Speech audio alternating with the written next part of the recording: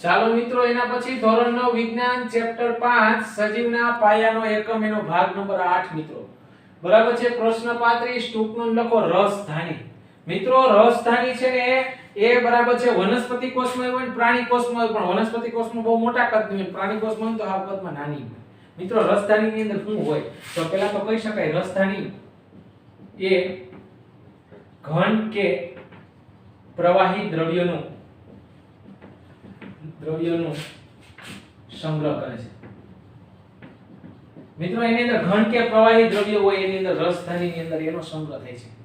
તો ખાસ ધ્યાન રાખજો રસધાનીમાં શું હોય તો કે રસધાની એ ઘન કે પ્રવાહી દ્રવ્યનો સંગ્રહ કરતી બરાબર એક અંગિકા છે. વનસ્પતિ કોષની વાત કરીએ, વનસ્પતિ કોષમાં મિત્રો તો વનસ્પતિ કોષમાં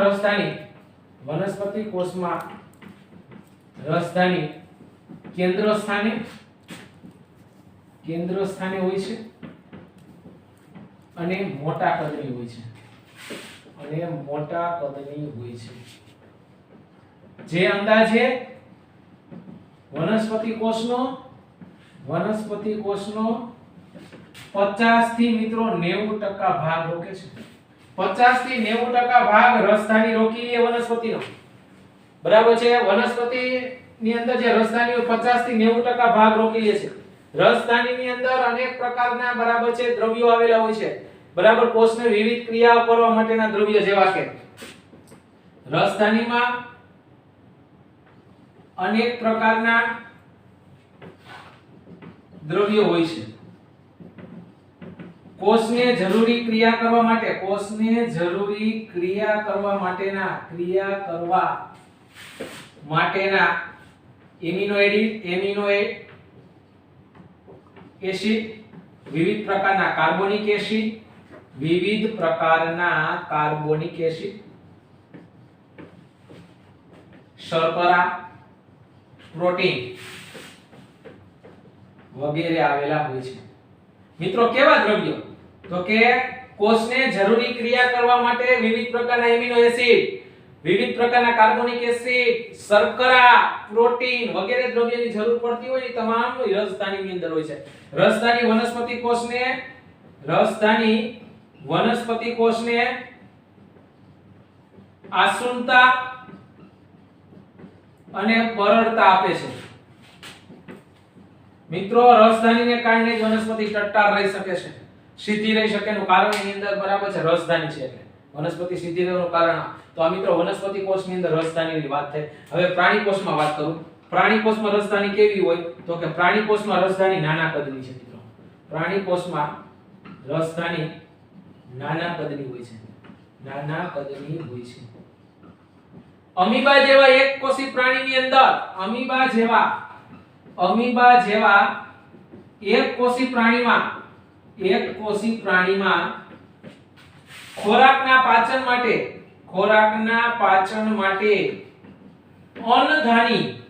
અન્નધાની નામની રસધાની હોય મિત્રો. રસધાની હોય છે. યાદ રાખજો બરાબર છે. અન્નધાની નામની અમીબા એકકોષી પ્રાણી છે એની અંદર ખોરાકના પાચન માટે એક રસધાની હોય એનું નામ છે અન્નધાની. એ રીતે મીઠા પાણીની અંદર વસવાટ કરતા એકકોષી પ્રજીવો મિત્રો ઉદાહરણ આપણે આપી શકાય. અમીબા છે, પેરામીશિયમ વગેરેમાં આંકુચક રસધાની હોય છે. જે વધારાનું પાણી અને ઉત્સર્ગ દ્રવ્યોનો નિકાલ કરે છે મિત્રો.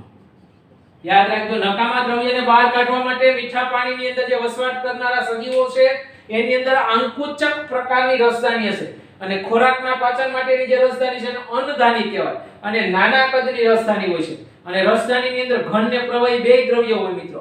ખાસ કરીને એની અંદર કોષોને વિવિધ ક્રિયાઓ કરવા માટેના એમિનો એસિડ હોય, વિવિધ પ્રકારના કાર્બોનિક એસિડ હોય, વિવિધ પ્રકારની શર્કરા હોય, વિવિધ પ્રકારના પ્રોટીનથી રસધાની ભરેલી હોય છે જે વનસ્પતિ કોષનો 50 થી 90% ભાગ રોકે છે અને વનસ્પતિ કોષને આસુનતા અને બરડતા મિત્રો પૂરી પાડે છે. તો આ વાત થઈ રસધાનીની. બરાબર છે. અને રસધાનીની ઉપરનું પડ તમને ખાલી માહિતી માટે રસધાનીના ઉપરના પડને ટોનોપ્લાસ્ટ કહેવાય. યાદ રાખજો તો રાખજો. રસધાનીના ઉપરના પડને અહીં નોંધ સ્વરૂપે તમને કહું છું વધારાનું છે. રસધાનીના ઉપરના પડને ટોનોપ્લાસ્ટ કહેવાય. ટોનોપ્લાસ્ટ કહે છે. અને મિત્રો આ રસધાનીની અંદર જે આ રસ કીધો મેં તમને અલગ અલગ પ્રકારનો એવા રસને ધાની રસ કહેવાય. રસધાનીમાં આવેલ રસને મિત્રો નોંધો ધાની રસ કહે છે. મિત્રો આવો પ્રશ્ન પૂછાય રસધાનીમાં આવેલા રસને શું કહેવાય તો ધાની રસ. ઈ ધાની રસ તરીકે જ આટલા બધા હોય છે બધા પદાર્થ. અને રસધાનીની ઉપરનું જે પડ છે એને મિત્રો ટોનોપ્લાસ્ટ કહેવાય. આ વધારાની માહિતી નવનીતમાં નથી પણ યાદ રાખવાની છે. તો મોસ્ટ ટાઈમ પ્રશ્ન નંબર 35 મિત્રો. ચાલો મિત્રો એના પછી પ્રશ્ન નંબર 36. આ બધા એક એક ગુણના પ્રશ્નો છે. તમામ અંગિકાઓનું કામ એક પૂર્ણ થઈ ગયું. હવે ટૂંકા પ્રશ્ન, તમે અભ્યાસ કરેલી બે અંગિકાના નામ આપો કે જે તેમનું પોતાનું જનીની દ્રવ્ય ધરાવે, પોતાનું ડીએનએ હોય મિત્રો. તો એવું કોણ કોણ છે તો કે એવું બે છે. એક કણાભસૂત્રને છે અને હરિતકણને છે મિત્રો. હરિતકણની અંદર ક્લોરોફિલ નામનું લંચન દ્રવ્ય હોય છે, આપણે જોઈ ગયા. પીળા રંગનું ઝેન્થોફિલ હોય, નારંગી રંગનું કેરોટીન હોય, બરાબર. વનસ્પતિ કોષની અંદર હરિતકણ હોય. એના પછી પ્રશ્ન 37, જો કેટલાક ભૌતિક કે રાસાયણિક કારણોસર કોષનું આયોજન નાશ પામે તો તેનો શું થશે? માનો કે એનો નાશ થાય તો ઈ કોષ કાર્ય કરવાની ક્ષમતા ધરાવશે નહીં મિત્રો, અને લાઇસોસોમ એનું પાચન કરી નાખશે. આવા કોષો કાર્ય કરવાની ક્ષમતા ગુમાવે છે. જેથી લાઇસોસોમ તેનું વિઘટન કરી નાખે છે મિત્રો. વિઘટન કરે છે. આવા કોષ થઈ જાય પછી કાંઈ કામ કરતા બંધ થઈ જાય, એનું વિઘટન કરી નાખશે. પ્રશ્ન 38, શા માટે લાઇસોસોમને આત્મઘાતી કોથળી મિત્રો કહેવામાં આવે છે? શા માટે આત્મઘાતી કોથળી કહેવાય? આપણને ખબર છે, કોષમાં જીર્ણ એટલે નકામી થયેલ અંગિકા, તૂટેલી અંગિકાઓ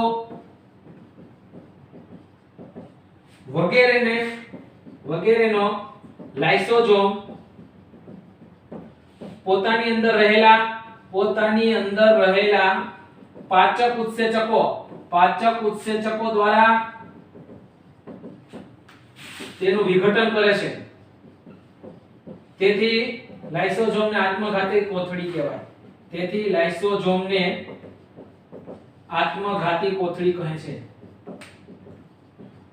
યાદ રાખજો મિત્રો, હું કામ લાઇસોસોમને આત્મઘાતી કોથળી કહેવાય? જો કોઈ કોષની અંદર કોઈ અંગ જીર્ણ થઈ ગયું હોય, એનો નાશ થઈ ગયો હોય, તૂટી ગયું હોય, બિનજરૂરી હોય, એવી તમામ અંગિકાઓનો નાશ લાઇસોસોમની અંદરથી નીકળતા પાચક ઉત્સેચકો દ્વારા થાય છે. હાઇડ્રોલિક પ્રકારના પાચક ઉત્સેચકો એના દ્વારા એનો નાશ થઈ જાય એટલે એને આત્મઘાતી કોથળી મિત્રો કહેવામાં આવે છે. એના પછી જોઈએ પ્રશ્ન 39, કોષમાં પ્રોટીનનું સંશ્લેષણ બરાબર છે ક્યાં થાય છે? તો મિત્રો પ્રોટીનનું સંશ્લેષણ કરતી ફેક્ટરી જેને કહેવાય એનું નામ છે રિબોઝોમ્સ. યાદ રાખજો, પ્રોટીનની ફેક્ટરી કોને કહેવામાં આવે છે તો કે રિબોઝોમ્સને. બીજા સેકન્ડ નામ છે. એના પછી પ્રશ્ન 40, શા માટે કોષ પાયાનું બંધારણીય આયોજન ધરાવે છે અને તે કોષને શેમાં મદદરૂપ થાય? શા માટે કોષ મિત્રો પાયાનું બંધારણીય આયોજન ધરાવશે? તો એનું કારણ છે કોષ પોતાના પટલ દ્વારા અને આયોજનબદ્ધ અંગિકાઓ દ્વારા પોતાની રચના કરે છે. અને કાર્ય કરી શકે છે. તેથી મિત્રો એને બરાબર, તેથી કોષ પાયાનું બંધારણીય આયોજન ધરાવે છે. હું કામે બંધારણીય આયોજન ધરાવશે?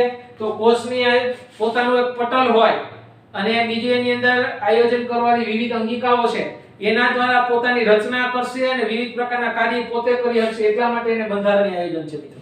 એ ક્યાં કામ કરે છે? તો કે તે કોષમાં શોષણ માટે પોષણ માટે કામ કરે, નકામા દ્રવ્યોને બહાર કાઢવા, નવા અંગોનો વિકાસ કરવા મિત્રો આ કામ કરે છે. શેના માટે કામ કરશે? શ્વસન માટે કરશે, પોષણ માટે કરશે, નકામા દ્રવ્યોને બહાર કાઢવા માટે કરશે, નવા અંગોના વિકાસ માટે. આ બરાબર કોષ કાર્ય કરતા હોય છે. તો મિત્રો આ રીતે એક એક માર્કના પ્રશ્ન અહીંયા ચેપ્ટર આખું પૂર્ણ થાય છે. તમારે તમારી અંદર જે નવનીતની અંદર તમામ તફાવત છે, જોડકા છે, વૈજ્ઞાનિક કારણો, ખાલી જગ્યાઓ, ટૂંકા પ્રશ્નો એ તમામ પાકું કરવાનું છે. તો અહીંયા ચેપ્ટર પૂર્ણ થાય છે. હવે એના પછી તફાવત જોઈશું આપણે. ચાલો મિત્રો એના પછી આપણે તફાવત જોઈએ વનસ્પતિ કોષ અને પ્રાણી કોષનો. મિત્રો વનસ્પતિ આદિકોષ કેન્દ્રીય કોષ અને સુકોષ કેન્દ્રીય કોષનો જોઈ ગયા. હરિતકણ અને કણાભ સૂત્રનો તફાવત તમારે જોવાનો છે. આપણે બંનેની ટૂંકનો જોઈ ગયા છે. આપણે અત્યારે તફાવત જોઈએ વનસ્પતિ કોષ અને પ્રાણી કોષ. મિત્રો તો વનસ્પતિ કોષમાં એક તો પેલું કોષ દિવાલ હોય છે. મિત્રો વનસ્પતિ કોષને કોષ દિવાલ હોય છે, જ્યારે પ્રાણી કોષમાં કોષ દિવાલ હોતી નથી. કોષ દિવાલ હોતી નથી. મિત્રો વનસ્પતિ કોષમાં રસધાની મોટા કદની હોય છે. રસધાની મોટા કદની હોય છે, જ્યારે આની અંદર પ્રાણી કોષમાં રસધાની નાના કદની હોય છે, અથવા તો હોતી નથી. રસધાની નાના કદની હોય છે અથવા તો હોતી નથી. નાના કદની હોય છે અથવા ન હોય. મિત્રો રસધાનીની અંદર બરાબર હરિતકણ આવેલા વનસ્પતિ કોષમાં હરિતકણ હોય છે. હરિતકણ હોય છે, જ્યારે આમાં હરિતકણ પ્રાણી કોષમાં હરિતકણ ન હોય. હરિતકણ હોતા નથી. વનસ્પતિ કોષ મિત્રો મોટા કદના છે. મોટા કદના છે, જ્યારે એની સાપેક્ષે પ્રાણી કોષ છે ની નાના કદના છે. આમાં તારા કેન્દ્રનો અભાવ છે. મિત્રો તારા કેન્દ્ર આવે બરાબર ગાડાના પૈડા જેવું હોય. તારા કેન્દ્રનો અભાવ છે.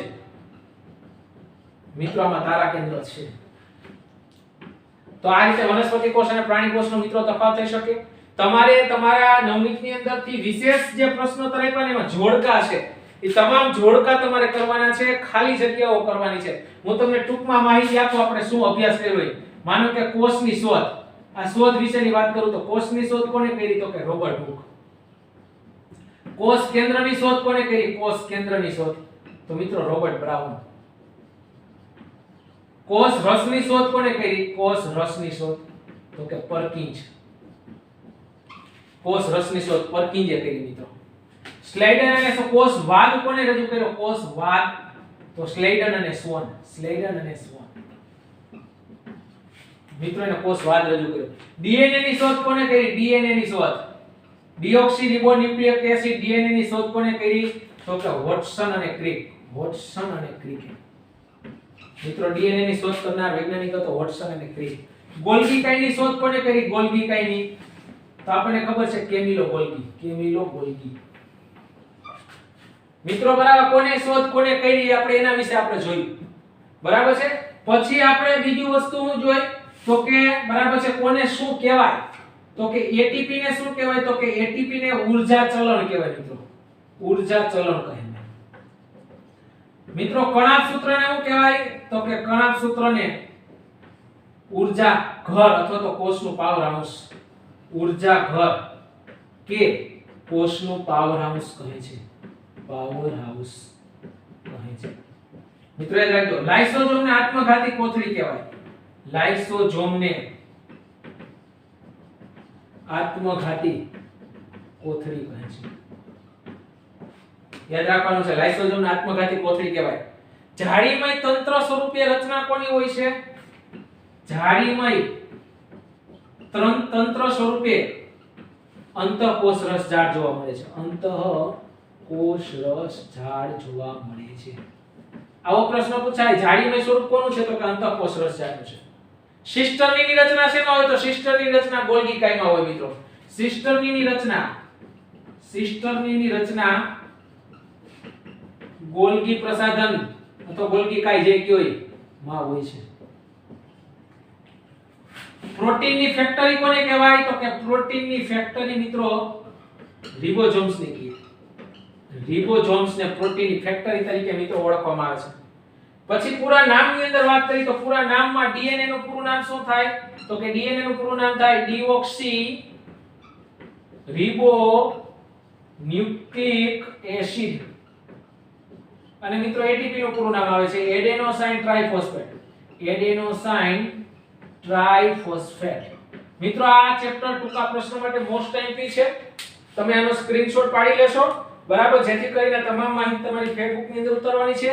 વિશેષ પ્રશ્નોત્તરની અંદર આવેલા તમામ જોડકા, તમામ ખાલી જગ્યાઓ, તમામ તફાવત ફેસબુકમાં લખીને પાકા કરવાના છે. અહીંયા આ ચેપ્ટર સજીવનો પાયાનો એકમ પૂરો થાય છે. આ ચેપ્ટરના કુલ 1 થી 8 ભાગ છે. તમામ ભાગ વ્યવસ્થિત વાંચવાના છે અને ટેસ્ટ ટૂંક સમયમાં આવશે.